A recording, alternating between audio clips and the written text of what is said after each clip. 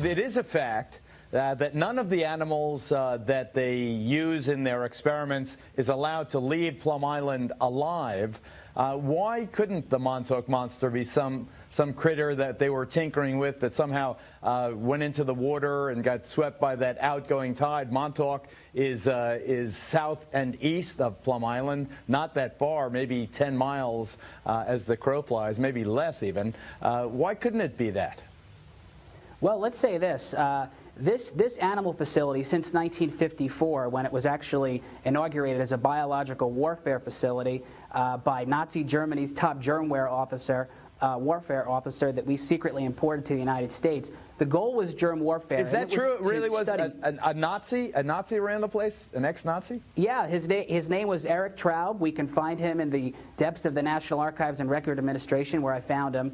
And he ran his own bio-warfare island in the Baltic. We brought him here after World War II, and his idea was, let's build a germ warfare island so that we can wage war against farm animals, essentially, in the against the emerging Cold War against Soviet China, the Soviet Union and Communist China. But with the Montauk Monster, you know, there seems to be reports that it looks like the types of animals that are researched at Plum Island are large farm animals like cattle or pigs or sheep, animals like this. And is it possible that it could have fell off the island and you know, and sort of washed ashore on a beach? Possibly. It looks like it may be some sort of a ploy by some movie makers to try to get publicity up for their movie. But let us be clear. What we need to say that if this Montauk Monster raises the profile of a place that is run and protected no better than a junior high school biology lab, then that's a good thing. And other things have fallen off the back, like, for example, samples of viruses and bacteria falling off the ferry and winding up on beaches before. So it wouldn't be the first time, although I'm not particularly convinced that this strange-looking animal is from Plum Island. Scratching their heads and grossing them out. The body of this creature washed ashore along the East River. So what exactly is it? Eyewitness News reporter Kimberly Richardson spoke with the woman who first spotted it and joins us live from Lower East Side. Kimberly? Well, Sade, let's first start with things that wouldn't be too surprising to find here in the East River. Today we spotted a tire, we even saw a bra, and a fisherman who pulled out a crab. But this creature, affectionately named the Manhattan Monster, well, all bets are off. Well, it's pretty hideous. Is it real? It's real. What is it? One part gross, one part fascinating.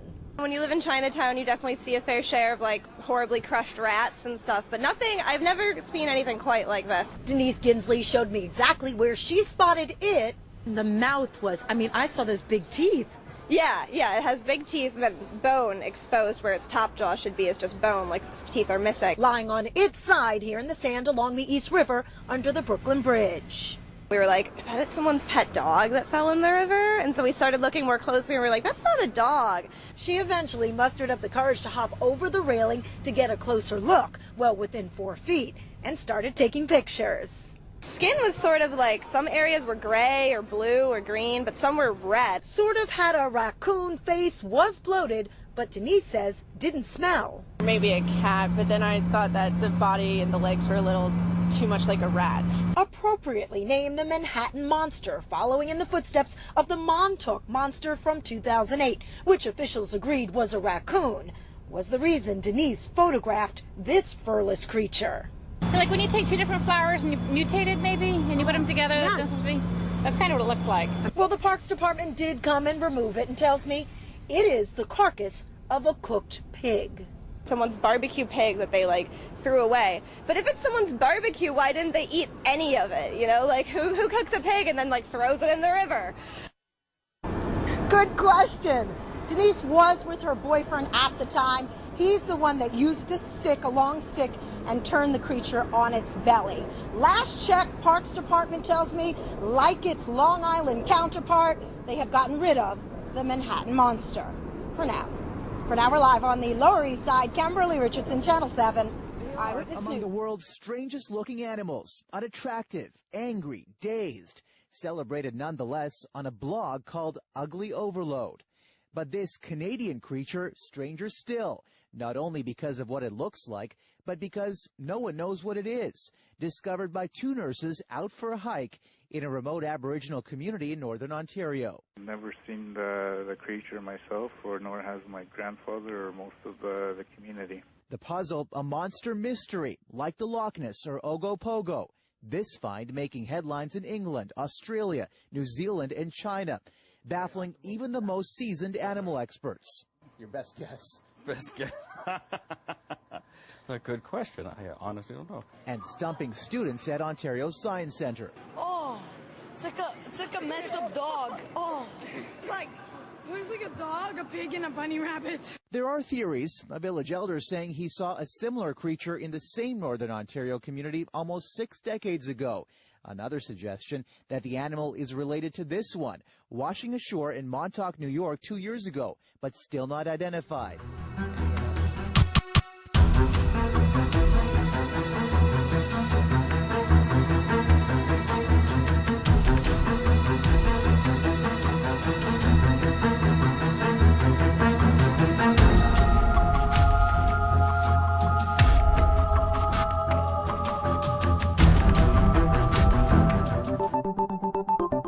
I'm Carissa Lathan. Beachgoers on the Spanish coast are baffled after a mysterious 13-foot creature washed up on shore. The bizarre corpse was discovered in Villarrica, Spain. It's a rotting white carcass with what appear to be horns on its head. According to Digital Journal, a Spanish official told the media authorities had no idea what it was. But one thing was for sure, the decomposing body smelled really bad. Biologists will analyze some samples, but the rest of the carcass was buried due to possible health risks for beachgoers. Photos of the mysterious carcass were quickly passed around online, and theories about the creature are now a dime a dozen. So far, the Huffington Post reports most of them suggest it's a mutant fish, a type of shark, or an oarfish. And of course, several news anchors also took a stab at trying to identify the mysterious creature. Is it the Loch Ness Monster, a water dinosaur, or even some sort of sea dragon? The Pine Barrens, a vast wooded area of New Jersey that's supposedly home to a vicious, bloodthirsty creature. Whether the Jersey Devil is fact or fiction, the mere possibility that it might exist is what makes the Pine Barrens a very scary place.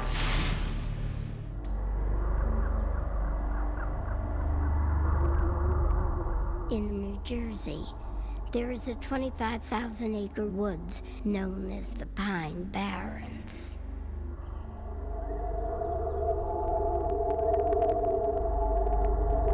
The area is officially listed as uninhabited.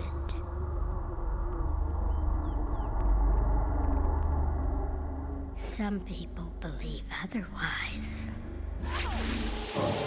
I wasn't hunting it, it was hunting me. I saw like this big shadow, kind of like wings, but I felt the breeze. I've heard some noises that I can't explain.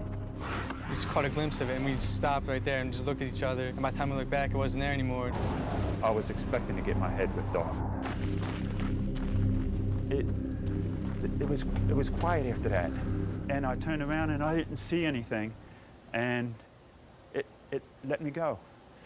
It let me go. Locals say a hideous winged creature has lurked in these woods for over 250 years. The Jersey Devil Hunters are determined to track it down. I made the website about a year ago. This is what's new to the website. Sightings from 1909 to now. This list is huge. Yeah, this one came to us just the other day. His name is Mike. He's 27, and he heard and saw something. There were 6 witnesses to it. It was about 50 yards away when it jumped over the stream and started running. It wasn't running toward us, but I was scared nonetheless. It all happened in a matter of 2 minutes, but I can say this, I no longer live in New Jersey, and I don't go camping without a gun. Unit 1 check. These are all the systems we use in the event that we would happen to encounter the Jersey Devil. Tonight, the objective is to prove or disprove the existence of the Jersey Devil. The Pine Barrens are amazingly frightening. There have been several nights where all of us have been scared out of our wits. You walk in and you get an eerie feeling of just being watched. And this thing that was up following us in the tree just kept on creaking and making sounds, and I was pretty frightened. I don't know about everybody else, but I'm pretty sure they were frightened too.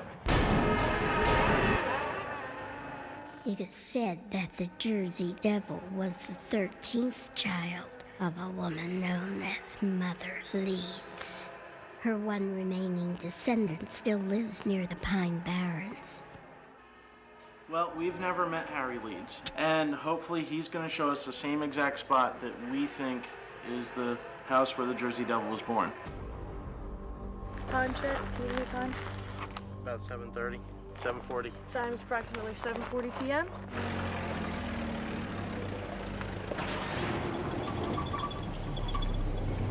If there's anything that I can help these young folks with, discover where the Jersey Devil is, or any information that I can give them, I'll be willing to do it.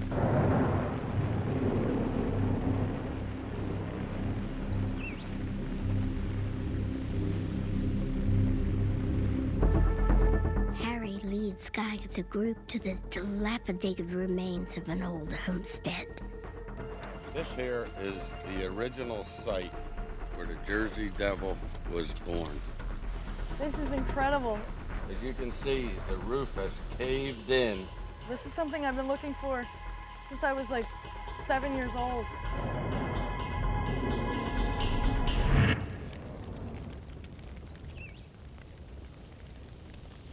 There was no name for the 13th child because Mrs. Lee said, if I have a child and it's not a healthy baby, I wish it to be a devil.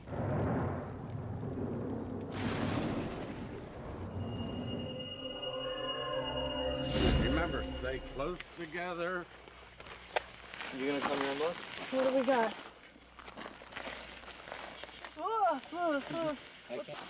Look at this. What the hell is this? 1, 2, 3, 4. A palm. Almost like a thumb. Well, what's that? And that. Okay, what we found now are 2 very strange, large tracks. The devil hunters found the remains of an animal carcass. Is that a hip attached to it? That's a pelvis.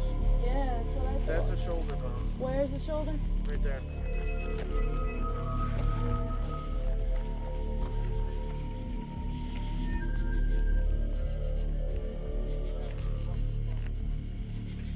Did you hear something? Where? You guys see it?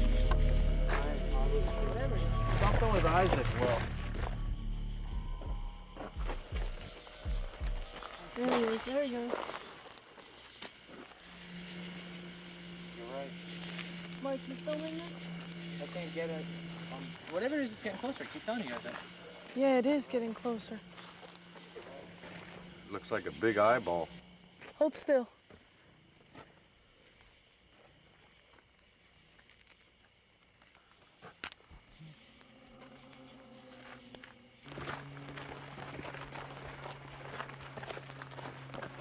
And it's moving too. My flashlight. What is it? I'll put a stop to this. Stay on radio. Be very careful.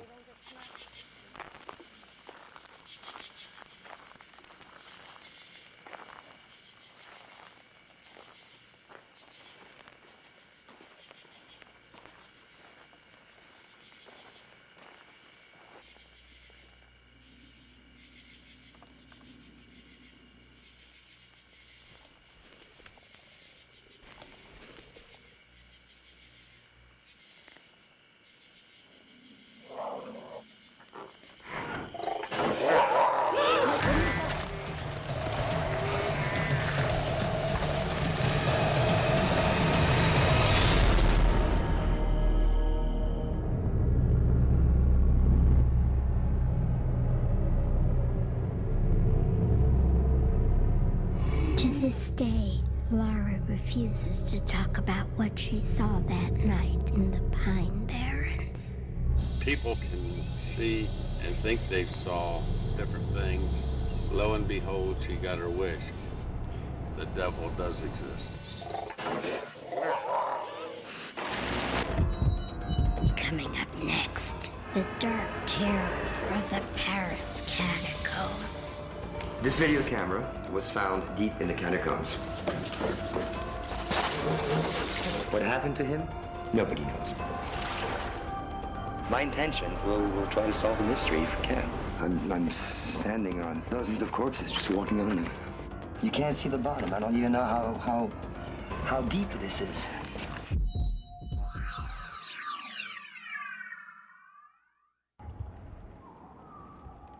I was sheriff during the time this lizard man made his appearance in Lee County, and it was during the year of 1988.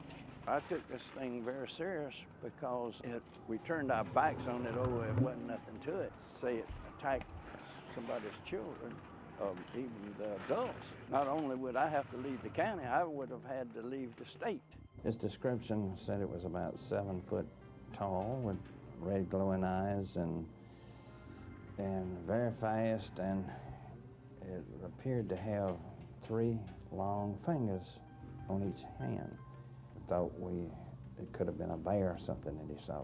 We don't know what it is. Mm-hmm. But he saw something because nobody could have been frightened like he was. My tires was bust and it flat. So I got out and changed it about 2 a.m. that night. After I was finished changing, I was putting flat in the jack in the trunk. And I looked back, I saw red eyes. Big red eye thing running toward me. So I jumped in the driver's side, and when I was shutting the door, he grabbed the door. So I jerked the door and shut it and pulled off. And I looked in the mirror, I saw a big image and a loud crash on top of the car. I scratched my head. I said, I can't believe this, what I'm hearing. I said, okay, draw it. He drew it. Immediately, he drew it. At that time, when this first broke, it went all over the world in 3 days' time. And I got calls from all over the world. One of the things that the media has done, they would take it from Chris Davis, and that was all. But this thing, at least 12 people saw it. The morning that I saw what I saw, I was loading the plane right over here, like I always do, and taxied out on the runway here. Started my takeoff roll, and there's a point down here that if you're not off the ground, you better throttle back and stop. After that point, you better hope you fly. That's about where I was at the day that this, whatever it was, crossed the runway in front of me. He turned his head and looked at the plane. He looked at it and turned right back, and the thing had a kind of a lope in its walk, and like I said, much taller than you. I would guess 8, 8.5, 9 feet tall. Well, I was going to fence up this part of the swamp to put goats and hogs in. The men, we had quit at lunchtime. Down by myself, I looked around the swamp. Something was peeping out behind about a 30 to 36-inch tree. Just the head part was sticking out. And I looked at it, and it looked at me. I never saw anything like that before in my life. His eyes was red. It had a head shaped almost like a human head. But I get up every morning, I open the door, and I look out, see where all my kitties are. Open the door, and I went, what? All their blankets and all their towels were all up and down the driveway. 10 minutes later, Bob was going to go to the hardware store for me. He comes back in, he says, honey, put on your coat and shoes. I want to show you something. So he comes out in the car. And I mean, we're just like, oh my God, what could have done this? There were pieces, they're sitting over there, some of them that were just like ripped off the car and bent and thrown on the ground. Something definitely big and bad did that to our car, to bend that metal. And I can't see a coyote or a dog doing anything like that. I think if it was a bear, there would have been more damage to the front of the hood. So the sheriff come out and he looked at the car and everything, and then later on Bob took the car up there and they took blood samples from the car. But to this day, you don't see any cats over on that patio. There's about 7 missing, 6 or 7 missing since that night. The legend of the Lizard Man is Lee County. We just need to embrace it. Every town should have an icon, and we just happen to be fortunate enough that it happens to be a lizard man, that he chose us as opposed to us having to go out and find an icon for Lee County. I think he likes us, maybe he doesn't. He doesn't like cars, obviously, but we'll take him for what he's worth.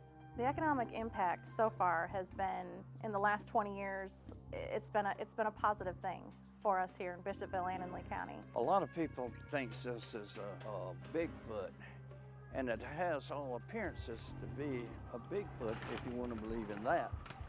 And anything that we had reports of a run inside of a car doing 40 miles an hour, we could find him. Carolina Clemson could certainly use him.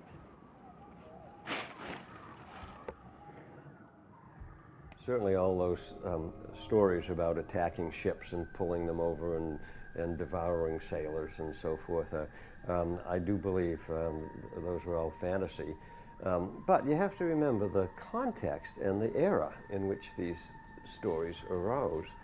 And this was back in the days of old, 15th century, 16th, 17th century, and so forth. Sailors were at sea for a very long time.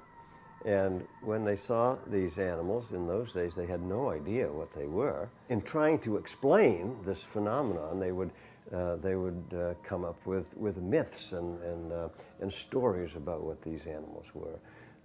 And so they sometimes were called kraken, and this was a huge, monstrous animal up in the northern waters in Norway and so forth. From UFOs to ghost and psychic powers, history is riddled with unexplained events. You can turn back now and learn the stuff they don't want you to know.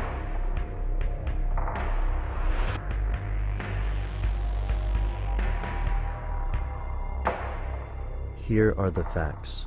Nowadays, Point Pleasant, West Virginia is a picturesque town of around 5,000 people at the confluence of the Kanawha and Ohio rivers. But for 3 months between 1966 and 1967, it was ground zero for a series of bizarre, unsettling phenomenon culminating in the collapse of the Silver Bridge and the death of 46 people. This tragedy and the events preceding it birthed the legendary story of the Mothman. From November to January, more than 100 people reported seeing a human-sized, winged creature with glowing red eyes around Point Pleasant. The story received national attention when journalist John Keel published The Mothman Prophecies, an account of his investigation into the phenomenon. But what exactly is it? Biologists are certain an animal of this size couldn't exist without being discovered centuries ago. Oddly enough, the conspiracy theorists tend to agree.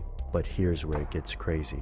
Most of these theorists don't think the Mothman is an animal at all. They believe the Mothman is only one of several paranormal events that occurred in this time period, including UFO sightings. Their evidence for these beliefs hinges upon the accounts of first-hand witnesses. There is no physical evidence, such as footprints or video footage of the events. But a conspiracy theorist couldn't ask for a better setting. Home to a top-secret military compound, awash in rumors of hauntings, and allegedly plagued by high amounts of UFO activity, Point Pleasant has nearly everything a good spook story requires. To some, the Mothman is only the tip of the iceberg. During his time in the town, Keel encountered more than Mothman witnesses. He also allegedly received information about an otherworldly entity named Indrid Cold. As the date of the bridge collapse approached, the paranormal activity increased. After the collapse, it disappeared. Or did it? Theorists believe the Mothman may be part of a larger extraterrestrial expedition, an extra-dimensional crossover, or even a warning from beyond the grave. To many people, Point Pleasant is also a vortex of paranormal activity, including hauntings. For example, before the Mothman incident began, Point Pleasant was already known for the haunted Low Hotel. Many also believe that the Mothman arrived in Point Pleasant to warn townspeople of the bridge's collapse, which remains the greatest bridge disaster in U.S. history. And, although Mothman reports in West Virginia petered out after the bridge's collapse, witnesses around the world swear they see the creature before similar disasters. It's also intriguing to note that the first Mothman sightings occurred near an abandoned TNT plant. Skeptics believe that Mothman witnesses may be describing a barn owl, distorted in their memory by the gripping fear they experienced during the sighting. An abandoned plant would be a good habitat for a barn owl. So what really happened at Point Pleasant? Numerous investigators have visited the area, scoured the rivers and terrain, and interrogated the witnesses. Every investigative team has the same conclusions: that the witnesses believe the story, that no proof exists, and that there is, given the current evidence, no way to conclusively prove that a Mothman ever existed, or that any person received an otherworldly warning of the Silver Bridge's collapse before it occurred. Unless, of course, there's something they don't want you to know.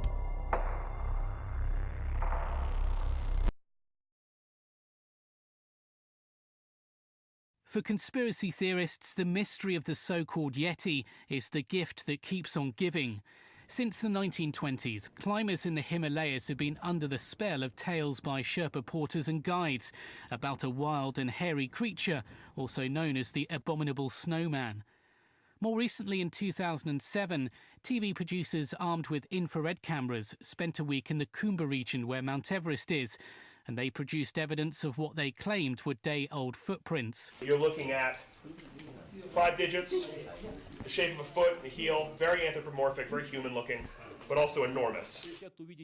In 2011, scientists and Yeti enthusiasts came together and said they were sure the creature lived in Siberia. On a visit to the Kemerovo region, the discovery of hair and a large footprint inside a cave only increased fevered speculation. Now fresh research is tackling the Yeti mystery.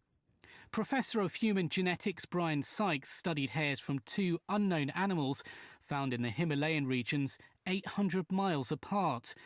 After the most advanced DNA tests available, he found that a sample completely matched that on a database with an ancient polar bear jawbone found in Norway, possibly dating back around 120,000 years, to a time when polar bears and brown bears were separating as different species. He reckons the mysterious animal in the Himalayas could be a hybrid of both. The research mirrors that of mountaineer Reinhold Messner, who found a 300-year-old Tibetan manuscript saying the Yeti was a variety of bear. Yeti believers will pore over the latest findings, but they are far from a substantial conclusion, and Professor Sykes says the results need more interpretation. Enthusiasts may oblige, but for how long can the search be for footprints before the next step needs to be looking for bones?